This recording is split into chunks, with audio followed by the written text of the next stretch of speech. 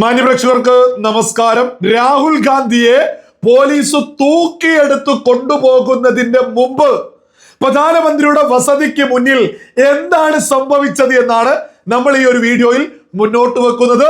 നമ്മുടെ കേരളത്തിലെ ഒരു പ്രമുഖ മാധ്യമവും ഈ ഒരു വിഷയത്തെ കുറിച്ച് ഈ ഒരു സമയം വരെ ഒരക്ഷരം മിണ്ടിയിട്ടില്ല എന്നുള്ളതും സകല ആളുകളും തിരിച്ചറിയണം. നമ്മുടെ പ്രധാനമന്ത്രിയുടെ ഓഫീസിന്റെ ചുമതലയുള്ള കേന്ദ്ര സഹമന്ത്രി ഡോക്ടർ ജിതേന്ദ്ര സിംഗ് ഇതുമായി ബന്ധപ്പെട്ട് വ്യക്തമായിട്ട് തന്റെ ഫേസ്ബുക്ക് പ്രൊഫൈലിൽ ഒരു പോസ്റ്റ് ചെയ്തിട്ടുണ്ട്.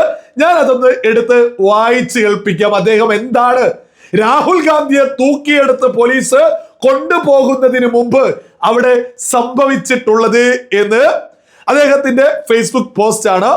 കോൺഗ്രസ് പാർട്ടി ദേശീയ അധ്യക്ഷൻ മല്ലികാർജുൻ ഖർഗെയും രാഹുൽ ഗാന്ധി, പ്രിയങ്ക ഗാന്ധി തുടങ്ങിയ മുതിർന്ന നേതാക്കളും പെട്ടെന്ന് ഒരു പ്രതിഷേധം ആരംഭിച്ചതായി അറിയാൻ കഴിഞ്ഞു. അവർ പ്രതിഷേധത്തിനായി തിരഞ്ഞെടുത്ത സ്ഥലം കുത്തിയിരിപ്പ് സമരത്തിന് അനുയോജ്യമായിരുന്നില്ലെന്നോ അത് പൊതുജനങ്ങൾക്ക് വലിയ ബുദ്ധിമുട്ടുണ്ടാക്കുന്നുണ്ടെന്നോ റിപ്പോർട്ടുകൾ ഉണ്ടായിരുന്നു. ഞാനും കേന്ദ്ര ആഭ്യന്തര സെക്രട്ടറിയും നേരിട്ട് ആ സ്ഥലത്തെത്തി. ഈ മുതിർന്ന നേതാക്കളെ കാണാൻ സർക്കാർ തീരുമാനിച്ചു. ഞങ്ങളുടെ നിലപാട് മാന്യമായി അവതരിപ്പിക്കാനും സർക്കാരുമായി ചർച്ച നടത്തുന്നതാണ് ഉചിതമെന്ന് അവരെ ബോധ്യപ്പെടുത്താനും ലക്ഷ്യമിട്ടാണ് ഞങ്ങൾ അവിടെ പോയത്. അവിടെ എത്തിയപ്പോൾ നീറ്റ് പരീക്ഷയെക്കുറിച്ചും അതുമായി ബന്ധപ്പെട്ട വിദ്യാഭ്യാസ വിഷയങ്ങളെക്കുറിച്ചും പാർലമെന്റിൽ ചർച്ച നടത്താൻ സർക്കാർ തയ്യാറായാൽ സമരം ഉടൻ അവസാനിപ്പിക്കാമെന്ന് രാഹുൽ ഗാന്ധി ഞങ്ങളോട് പറഞ്ഞു. ഇക്കാര്യം ഞാൻ ഒന്നല്ല രണ്ടോ മൂന്നോ തവണ അദ്ദേഹത്തോട് ചോദിച്ചു. സർക്കാരിലെ ഉന്നത നേതൃത്വവുമായി ചർച്ചകൾ നടന്നു. സർക്കാരിന് ഇതിൽ യാതൊരു എതിർപ്പുമില്ലെന്ന് അവർക്ക് ഉറപ്പു നൽകാൻ ഞങ്ങളോട് നിർദ്ദേശിക്കപ്പെട്ടു. നീറ്റ് പരീക്ഷയെക്കുറിച്ചും അതുമായി ബന്ധപ്പെട്ട വിഷയങ്ങളെക്കുറിച്ചും നിലവിലുള്ള പ്രതിഷേധങ്ങളെക്കുറിച്ചും പാർലമെന്റിൽ ചർച്ച ചെയ്യാൻ സർക്കാർ തയ്യാറാണ്. രാഹുൽ ഗാന്ധിയോട് ഈ വിഷയം ഉന്നയിച്ചപ്പോൾ വിദ്യാഭ്യാസ മന്ത്രി രാജിവെക്കണമെന്നോ എനിക്ക് ആഗ്രഹമുണ്ട് എന്ന് അദ്ദേഹം പറഞ്ഞു. ഞങ്ങൾ മറുപടി നൽകി. നിങ്ങളുടെ ആവശ്യം എന്താണെന്ന് ആവർത്തിച്ച് ചോദിച്ചപ്പോൾ പാർലമെന്റിൽ ഈ വിഷയം ചർച്ച ചെയ്യാൻ സർക്കാർ അനുവദിക്കുമെന്ന് ഉറപ്പ് ലഭിച്ചാൽ സമരം ഉടൻ അവസാനിപ്പിക്കാമെന്നായിരുന്നു നിങ്ങൾ പറഞ്ഞിരുന്നത്. എന്നാൽ ഇപ്പോൾ നിങ്ങൾ വാക്കിൽ നിന്ന് പിന്മാറുകയാണ്. അദ്ദേഹം മറുപടി നൽകി. സർ, ഇതാണ് എന്റെ ആഗ്രഹം. എന്റെ ആവശ്യങ്ങൾ മാറി. ഞങ്ങൾ പറഞ്ഞു ഇത് ശരിയല്ല, നിങ്ങൾ നിലപാട് മാറ്റുകയാണ്. അദ്ദേഹം മറുപടി നൽകി. ഇതാണ് എന്റെ ആഗ്രഹം. പ്രതിപക്ഷ നേതാവ് കൂടിയായ നിങ്ങളെപ്പോലൊരു മുതിർന്ന നേതാവ് നിമിഷ നേരം കൊണ്ട് സ്വന്തം വാക്കിൽ നിന്ന് പിന്മാറുന്നത് ഒട്ടും ഉചിതമല്ലെന്ന് ഞങ്ങൾ അപ്പോൾ അദ്ദേഹത്തോട് മാന്യമായി വിശദീകരിച്ചു. ഈ വിഷയത്തിൽ മാത്രമല്ല, ഇതുമായി ബന്ധപ്പെട്ട എല്ലാ വിഷയങ്ങളിലും പാർലമെന്റിൽ ചർച്ചയ്ക്ക് തയ്യാറാണെന്ന് സർക്കാർ പറയുമ്പോൾ ഇല്ല സാർ, ഞങ്ങൾ ഇവിടെ തന്നെ ഇരിക്കും, നിങ്ങൾക്ക് വേണമെങ്കിൽ ഞങ്ങളെ ഇവിടെ നിന്ന് കൊണ്ടുപോകാം എന്നാണ് അദ്ദേഹം പറഞ്ഞത്. അപ്പോൾ ഞങ്ങൾ പറഞ്ഞു, നിങ്ങളുമായി ഇക്കാര്യം ചർച്ച ചെയ്യാനാണ് ഞാൻ വന്നത്, നിങ്ങളെ കൊണ്ടുപോകാൻ ഉദ്ദേശിച്ചിരുന്നില്ല. വളരെ മാന്യമായാണ് ഞാൻ സംസാരിക്കുന്നത്. ഈ അഭ്യർത്ഥന നടത്താൻ മാത്രമാണ് ഞാൻ വന്നത്. എന്നാൽ മാധ്യമങ്ങളിലൂടെ ഒരു പരിഹാരം കാണാനുള്ള മാനസികാവസ്ഥയിലല്ല നിങ്ങൾ എന്ന് തോന്നുന്നു. അതിന് അദ്ദേഹം നിങ്ങൾക്ക് എന്ത് നിഗമനത്തിലും എത്താം. എനിക്ക് തോന്നുന്നത് ഞാൻ ചെയ്യും എന്ന് മറുപടി നൽകി. പ്രതിപക്ഷ നേതാവ് ഇത്തരത്തിൽ പെരുമാറുന്നതും പെട്ടെന്ന് നിലപാട് മാറ്റുന്നതും വളരെ ദൗർഭാഗ്യകരമാണ്. അദ്ദേഹം സംഘർഷത്തിനുള്ള മാനസികാവസ്ഥയിലാണെന്നാണ് ഇത് സൂചിപ്പിക്കുന്നത്. പൊതു താല്പര്യമുള്ള വിഷയങ്ങൾ ചർച്ച ചെയ്യാനോ മുന്നോട്ട് കൊണ്ടുപോകാനോ സർക്കാരുമായി സഹകരിക്കാൻ അദ്ദേഹം ആഗ്രഹിക്കുന്നില്ല. ഏറ്റുമുട്ടലിനും സംഘർഷത്തിനും ഒരു വിഷയം കണ്ടെത്തുന്നതിനുമുള്ള ഉദ്ദേശത്തോടെയാണ് അവർ വന്നിരിക്കുന്നത്. സർക്കാരിനെ സംബന്ധിച്ചിടത്തോളം നീറ്റ് പരീക്ഷയുമായും ചോദ്യപേപ്പർ ചോർച്ചയുമായും ബന്ധപ്പെട്ട ഉത്തരവാദികൾക്കെതിരെ കർശന നടപടി സ്വീകരിക്കുമെന്ന് പ്രധാനമന്ത്രി ഇന്ന് വ്യക്തമാക്കിയ കാര്യം നിങ്ങൾ ഓർക്കുന്നുണ്ടാകുമല്ലോ. അത്തരം നടപടികൾ ഇതിനകം സ്വീകരിച്ചു വരികയുമാണ്. നിരവധി പേരെ ഇതിനകം കസ്റ്റഡിയിൽ എടുത്തിട്ടുണ്ട്. രാജ്യത്തെ മിക്കവാറും എല്ലാ സംസ്ഥാനങ്ങളെയും ബാധിച്ച വിഷയമാണിത്. നമ്മുടെ കുട്ടികൾക്കെതിരായ അനീതി ഞങ്ങൾ അനുവദിക്കുകയോ സഹിക്കുകയോ ചെയ്യില്ല. എന്നിട്ടും പ്രതിപക്ഷവും പ്രതിപക്ഷ നേതാവും സഹകരിക്കാൻ തയ്യാറല്ലെങ്കിൽ രാജ്യത്തെ ജനങ്ങൾ എല്ലാം നിരീക്ഷിക്കുന്നുണ്ടെന്ന് എനിക്ക് ഉറപ്പുണ്ട്. കേന്ദ്ര സഹമന്ത്രി, ഒരു കേന്ദ്രമന്ത്രി കൃത്യമായിട്ട് പ്രധാനമന്ത്രിയുടെ വസതിക്ക് മുന്നിൽ പ്രതിപക്ഷം സമരം ചെയ്യുമ്പോ ആ സമരത്തിലേക്ക് എത്തി കൃത്യമായിട്ട് രാഹുൽ ഗാന്ധിയുമായിട്ട് സംസാരിച്ചതിന്റെ ഫുൾ ഡീറ്റെയിൽ ആയിട്ട് കാര്യങ്ങൾ പുറത്തുവിട്ടിട്ടും നമ്മുടെ കേരളത്തിലെ മാധ്യമങ്ങൾ ഇതൊന്ന് റിപ്പോർട്ട് പോലും ചെയ്യാത്തത്? എന്റെ ലളിതമായ ചോദ്യ, ഇതെന്താ റിപ്പോർട്ട് ചെയ്യാത്തത്?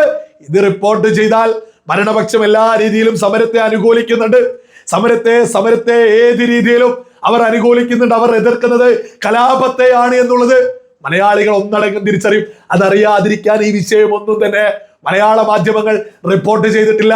പ്രധാനമന്ത്രിയുടെ വസതിക്ക് മുന്നിൽ കൃത്യമായിട്ട് അറസ്റ്റ് ചെയ്യണമെന്ന ആഗ്രഹത്തോടെയാണ് രാഹുൽ ഗാന്ധി അവിടേക്ക് ഓടിയെത്തിയത്.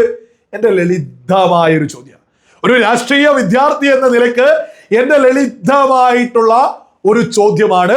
ഇവിടെ പ്രതിപക്ഷത്തുള്ള ആളുകള് ഭരണപക്ഷത്തെ ഇറക്കാൻ കലാപമൊക്കെ നടത്തുന്നത് എന്ത് ജനാധിപത്യ? ഇതിൽ എന്ത് ജനാധിപത്യമാണ് മാധ്യമങ്ങൾ പറയുന്നത്? ഇവിടെ സമരങ്ങൾ ചെയ്യാം, ഏത് രീതിയിലുള്ള ജനാധിപത്യപരമായ അവകാശത്തിലുള്ള സമരങ്ങൾ ചെയ്യാം. കലാപം ചെയ്യൽ, നമ്മുടെ പ്രധാനമന്ത്രിയുടെ ഓഫീസിന് മുന്നിൽ വലിയ രീതിയിൽ സമരോ വലിയ പ്രതിഷേധമൊക്കെ നടത്തി എന്താണ് ഇവർ ഉദ്ദേശിക്കുന്നത്? രാജ്യത്തിന്റെ അഭിമാനത്തെ തച്ച് തകർക്കുക എന്നുള്ളതാണോ? നമ്മുടെ രാജ്യത്തിന്റെ പരമോന്നത സ്ഥാനങ്ങളിലെ വളരെ പ്രധാനപ്പെട്ടതല്ലേ പ്രധാനമന്ത്രി പദവി എന്നൊക്കെ പറയുന്നത്? നിങ്ങൾ പ്രതിഷേധിച്ചോളൂ, നിങ്ങളുടെ ലക്ഷ്യം എന്താ? ഭരണകൂടത്തെ അട്ടിമറിക്കൽ. അത് ജനാധിപത്യമല്ല, അത് കലാപമാണ്. ഈ കലാപത്തിന് കോക്രോച്ച് ജനതാ പാർട്ടി നേതൃത്വം കൊടുക്കുന്ന രാജി ആവശ്യപ്പെട്ടുള്ള ഇത്തരം കോപ്രായങ്ങളെ ബോധമുള്ള ഒരു മലയാളിയും ഒരു തരത്തിലും അംഗീകരിക്കരുത്. ഇനി മറ്റൊരു പ്രധാനപ്പെട്ട വിഷയം, ടൊവിനോ തോമസ്. കുറെ ആളുകൾ ഇപ്പൊ നമ്മുടെ കേരളത്തിൽ ചാടി വീണ് നടക്കുന്നുണ്ട്. ടൊവിനോ തോമസിന്റെ ലേറ്റസ്റ്റ് ഒരു പോസ്റ്റ് ഞാനൊന്ന് വായിച്ചേൽപ്പിക്കാം. ശരിയും തെറ്റും ആപേക്ഷികമായിരിക്കാം, പക്ഷെ സമാധാനപരമായ ഒരു പ്രതിഷേധത്തെ കൈകാര്യം ചെയ്യാനുള്ള വഴി ഇതല്ല. ഒരു രാജ്യത്തിന്റെ ഭാവി തലമുറ സംസാരിക്കുമ്പോൾ അവരുടെ ശബ്ദങ്ങൾ അടിച്ചമർത്തൽ ശക്തിയായാൽ നേരിടുമ്പോൾ അത് അടിച്ചമർത്തപ്പെടുന്നത് ഭാവി തന്നെയാണ്. ജനാധിപത്യത്തിലുള്ള വിശ്വാസമാണ് ചോർന്നൊലിക്കുന്നത്. ഈ വിദ്യാർത്ഥികൾ എന്ത് തെറ്റ് ചെയ്തോ? അവർ സ്വത്ത് നശിപ്പിച്ചോ? അവർ ആക്രമത്തിൽ ഏർപ്പെട്ടോ? ഈ പെരുമാറ്റം അറിയിക്കാൻ അവർ എന്താണ് ചെയ്തത്? നമ്മുടെ രാജ്യത്തിന്റെ ഏതു ഭാഗത്തും സമാധാനപരമായി ന്യായമായ ഒരു ലക്ഷ്യത്തിനായി പ്രതിഷേധിക്കുന്ന ഓരോ വ്യക്തിക്കും ഞാൻ എൻ്റെ പൂർണ്ണ ഹൃദയത്തോടെയുള്ള ഐക്യദാർഢ്യം അറിയിക്കുന്നു. വിയോജിക്കാനുള്ള അവകാശം ജനാധിപത്യത്തിന് ഭീഷണിയല്ല, വാസ്തവത്തിൽ അത് അതിന്റെ അടിത്തറകളിൽ ഒന്നാണ്. എന്റെ ദേശീയ ബോധത്തെ ചോദ്യം ചെയ്യാൻ പോകുന്ന ഏതൊരാൾക്കും നിങ്ങളെക്കാൾ നന്നായി എനിക്ക് എന്നെ തന്നെ അറിയാം. ലളിതം. ഇത് ടൊവിനോ തോമസിന്റെ ലേറ്റസ്റ്റ് ഇൻസ്റ്റഗ്രാം പോസ്റ്റാ. സമരത്തിന് വലിയ ഐക്യദാർഢ്യമായിട്ട് വ്യക്തമായിട്ട് ചോദിക്കും, എന്തെങ്കിലും ചെയ്തോ? സമാധാനപരമല്ലേ? മലയാള മാധ്യമങ്ങളല്ലാതെ കണ്ണൊന്ന് തുറന്ന് ആ സമരത്തിലേക്ക് നോക്കണം. രാജ്യ തലസ്ഥാനത്ത് നേപ്പാളിലും ബംഗ്ലാദേശിലും നടന്നതുപോലെയുള്ള കലാപ ആഹ്വാനങ്ങളും കലാപങ്ങളും നടന്നുകൊണ്ടിരിക്കുക. രാജ്യ തലസ്ഥാനത്ത് വലിയ രീതിയിൽ കലാപങ്ങൾ, പോലീസ് വാഹനങ്ങൾ അടിച്ചു തകർക്കുക. ടൊവിനോ തോമസിന് ഇത് കാണുന്നില്ലേ? ടൊവിനോക്ക് ഇത് കണ്ണ് തുറന്ന് കാണാൻ സാധിക്കുന്നില്ലേ? പോലീസ് വാഹനങ്ങൾ അടിച്ചു തകർത്തോണ്ടിരിക്കുക, കാണുന്ന പോലീസുകാരെ ആക്രമിച്ചോണ്ടിരിക്കുക. ഇതിൽ എവിടെയാ സമാധാനം? ഇതിൽ എന്ത് സമാധാനമാണ് ടൊവിനോക്കെ കാണുന്നത്? ഈ ടൊവിനോക്കൊക്കെ ഉളുപ്പുണ്ടോ? ലേശമെങ്കിലും ഉളുപ്പുണ്ടോ?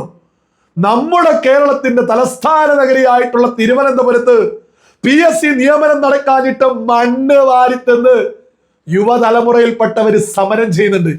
എന്തേ ടൊവിനോക്ക് കണ്ണ് കാണാത്തത്? നമ്മുടെ കേരളത്തിന്റെ തലസ്ഥാന നഗരിയിലേക്ക് കാണൂല. കാരണം എന്താ? കണ്ടു കഴിഞ്ഞാൽ ഇടതുപക്ഷം UDF ടൊവിനോക്കെതിരെയാവും. സിനിമാ ടിക്കറ്റിന് ആളെണ്ണം കുറയും. അതുകൊണ്ട് അതൊരക്ഷരവും കൊണ്ടൂല. പൃഥ്വിരാജിനായിരുന്നു ഇത് വലിയ രീതിയിൽ ഉണ്ടായിരുന്നത്. അപ്പൊ പൃഥ്വിരാജ് എവിടെ, സിനിമ എവിടെ എന്ന് ചോദിച്ചാൽ ആർക്കും ഓർമ്മയില്ല. ഈ ടൊവിനോ തോമസ് ഇപ്പൊ എന്താണ് ചെയ്തുകൊണ്ടിരിക്കുന്നത്? നിങ്ങൾ യഥാർത്ഥത്തിൽ നീതിക്ക് വേണ്ടിയൊക്കെയാണ് ശബ്ദിക്കുന്നത് എങ്കിൽ ഒരു സംശയം വേണ്ട, ബോധമുള്ള എല്ലാ മലയാളികളും നിങ്ങളെ പിന്തുണയ്ക്കോ. ഈ ഡൽഹി വിഷയത്തിൽ നിങ്ങൾ എന്ത് കണ്ടിട്ടാണ് പിന്തുണക്കുന്നത്? കലാപമാണ് അവിടെ നടന്നുകൊണ്ടിരിക്കുന്നത്. ബംഗ്ലാദേശോ നേപ്പാളൊക്കെ ആവർത്തിക്കണമെന്ന് പറയുന്നതിൽ എന്ത് സമാധാനമുള്ളത്? പോലീസ് വാഹനങ്ങൾ തച്ചുടയ്ക്കുന്നതിൽ എന്ത് സമാധാനമുള്ളത്? ഒക്കെ എന്റെ ലളിതമായ ചോദ്യങ്ങളാ. ഇതൊന്നും മലയാള മാധ്യമങ്ങൾ മാത്രം കണ്ടാൽ കാണാൻ സാധിക്കൂല. മലയാള മാധ്യമങ്ങളിൽ ഇതൊന്നും വാർത്തയൊന്നുമില്ല. കലാപമാണ്.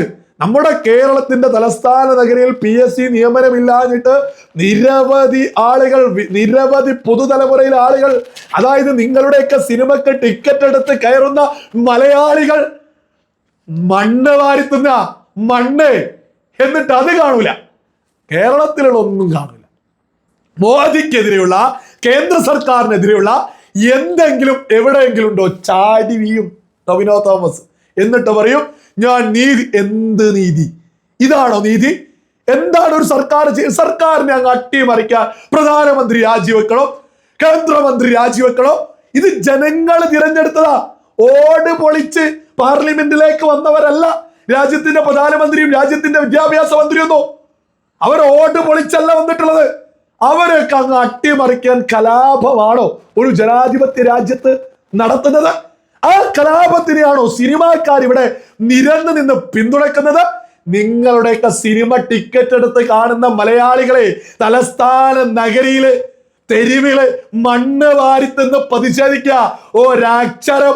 ഒരക്ഷരം ഒന്ന് പോസ്റ്റ് ചെയ്യാൻ സാധിച്ചോ? ഒരക്ഷരം ആ നിയമനവുമായി ബന്ധപ്പെട്ട് അവർക്കൊപ്പം ഒന്ന് നിൽക്കാൻ സാധിച്ചോ? ആ തലസ്ഥാന നഗരിയിലേക്ക് ഒന്ന് പോവാൻ സാധിച്ചോ? മലയാളികളല്ലേ നിങ്ങളുടെയൊക്കെ സിനിമ കണ്ട് വിജയിപ്പിക്കുന്നത്? എന്റെ ലളിതമായ ചോദ്യ. അപ്പോ നീതി, സമാധാനം, കോക്രോച്ച് ജനതാ പാർട്ടി രാജ്യ തലസ്ഥാനത്ത് നടത്തുന്ന സമരത്തിൽ ഒരു സമാധാനമില്ല, ഒരു ജനാധിപത്യമില്ല. അവിടെ കലാപത്തിനാണ് അവർ നേതൃത്വം കൊടുക്കുന്നത് എന്നുള്ളത് സകല വിവേകമുള്ള മലയാളികളും തിരിച്ചറിയുക.